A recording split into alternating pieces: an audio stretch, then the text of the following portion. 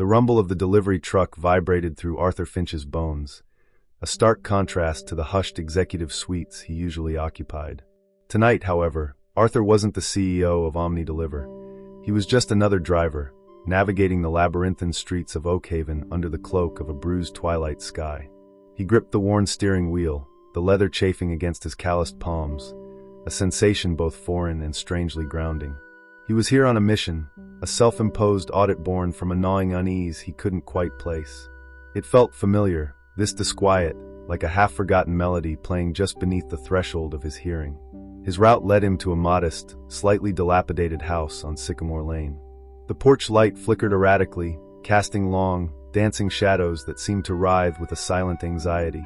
The delivery was small, a single insulated bag addressed to a Ms. Eleanor Vance. As Arthur approached the door, he could hear a faint, muffled sound from inside, a child's soft whimpering. A knot tightened in his chest. It was a sound that resonated deep within him, a ghost echo from a time he'd tried to bury. The door creaked open, revealing a woman with tired eyes and a face etched with worry. Eleanor Vance. Her hands trembled slightly as she signed for the package. "Thank you," she murmured, her voice thin and reedy. "You're a lifesaver." Arthur found himself lingering, an uncharacteristic impulse holding him rooted to the spot. There was something about her, a fragility in her demeanor, that tugged at a hidden chord within him. He couldn't explain it, but he felt an inexplicable pull, a sense of recognition.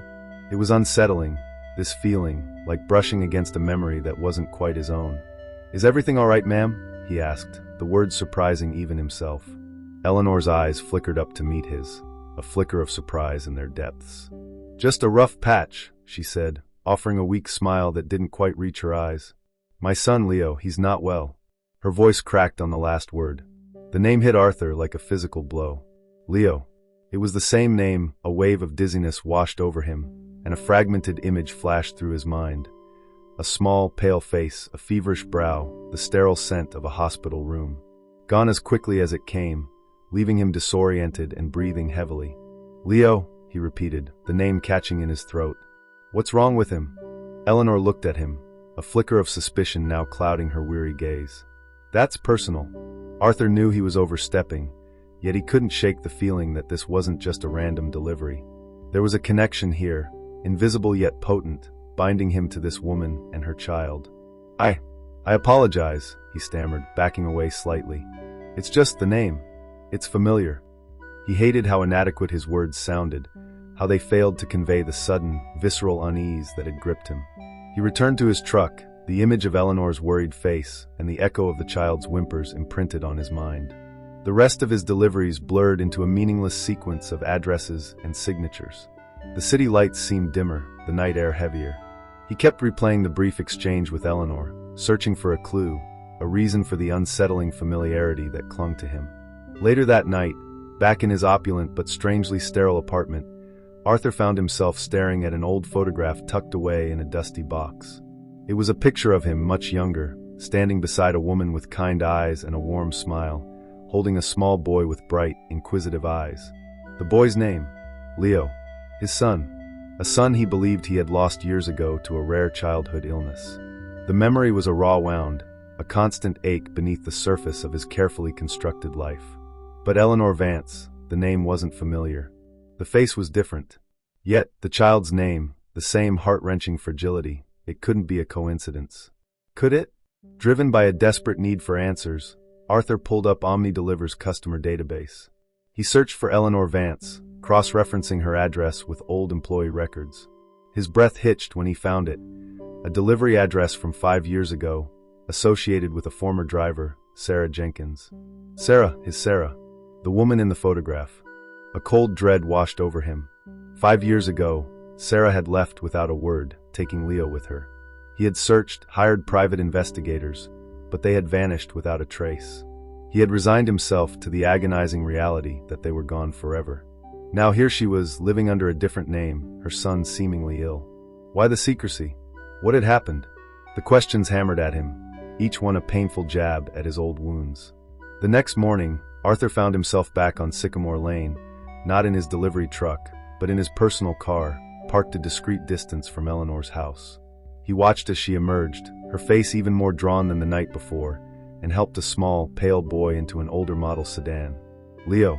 Even from a distance, Arthur could see the boy's frailness, the dark circles under his eyes. He followed them, his heart pounding in his chest, a maelstrom of hope and fear churning within him. They drove to a local clinic. Arthur waited outside, his anxiety mounting with each passing minute. He saw Eleanor emerge, her shoulders slumped, a prescription clutched in her hand. The sight of her despair was a visceral ache in his own heart. He knew he couldn't stay hidden any longer. He had to know the truth. As Eleanor and Leo walked towards their car, Arthur approached them, his voice trembling slightly. "Sarah?" Eleanor froze, her eyes widening in shock, her face paling. Leo looked up at Arthur, his innocent gaze mirroring his mother's surprise. "Arthur?" she whispered, her voice barely audible. The years melted away in that single, whispered word. The pain, the confusion, the desperate longing, it all coalesced in that moment of recognition. What happened?" Arthur asked, his gaze fixed on Leo, on the small, fragile boy who looked so much like the son in his faded photograph. Tears welled up in Eleanor's eyes. It's a long story, Arthur." Over the next few hours, the story unfolded, a tale of fear, desperation, and a mother's fierce love. Sarah had fled, believing Arthur's powerful family would try to take Leo away, fearing they wouldn't accept a child born with a rare and costly medical condition. She had changed her name, moved across state lines, living in constant fear of being found. Leo's condition had worsened recently, requiring specialized treatment she couldn't afford on her own. The delivery job was just enough to keep them afloat, barely. The desperation Arthur had witnessed the night before now had a heartbreaking context. As Eleanor spoke, Arthur felt a profound shift within him. The years of grief and unanswered questions were being replaced by a surge of protective love, a fierce determination to make things right. He looked at Leo, his son, and saw not a burden, but a precious life he had unknowingly been missing. The shared memory of a tiny hand clutching his finger in that long-ago hospital room resurfaced with vivid clarity, a neural coupling of past love igniting a fierce present devotion. He saw Sarah, not as the woman who had disappeared, but as a mother who had acted out of fear, a fear he now understood. "I'm here now," Arthur said, his voice firm. "I'll help. We'll help him." Eleanor looked at him, her eyes filled with a mixture of disbelief and a fragile hope. Leo, sensing the shift in the atmosphere, reached out a small hand and tentatively touched Arthur's leg. In that simple gesture, a new bond began to form, woven from shared history, rediscovered love, and the unwavering hope for a future they would face together. The rumble of the delivery truck had brought Arthur not just to a customer's door, but to a rediscovery of his own heart, revealing the invisible threads that had always connected him to the son he thought he had lost. The mystery of his unease was solved, replaced by the profound and undeniable reality of a love that had endured, waiting to be found.